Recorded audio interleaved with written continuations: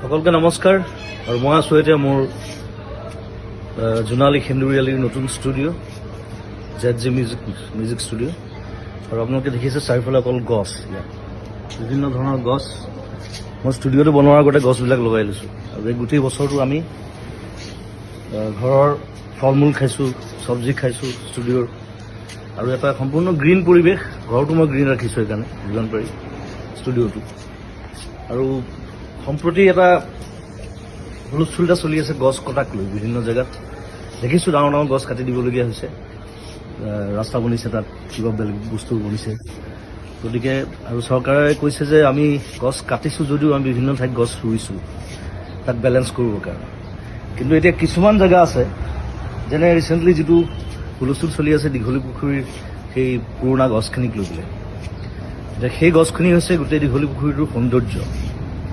এতিয়া সেইখিনি গছ কাটি যদি বেলেগ জেগাত গছ ৰুৱেও সেই দীঘলী পুখুৰীৰ সৌন্দৰ্যটো ঘূৰি আহিব নাই, এইটো এটা ডাঙৰ প্ৰশ্ন। ৰিচেণ্টলি দেখিলোঁ আগৰতলাত পুৰণা গছ নাকাটিবৰ কাৰণে ফ্লাইঅভাৰৰ পেটাৰ্ণ সলনি কৰা হৈছে। গতিকে সেইটো বস্তু আমাৰ ইয়াতো সম্ভৱ মই ভাবোঁ। গতিকে মই চৰকাৰক আবেদন জনাইছোঁ যে যদি কিবা অপশ্যন আছে তেওঁলোকে সেই অপশ্যন গ্ৰহণ কৰক, যাতে সেই গছকেইজোপা দীঘলী পুখুৰী আমি বচাব পাৰোঁ। সেইটো মোৰ ফালৰ পৰা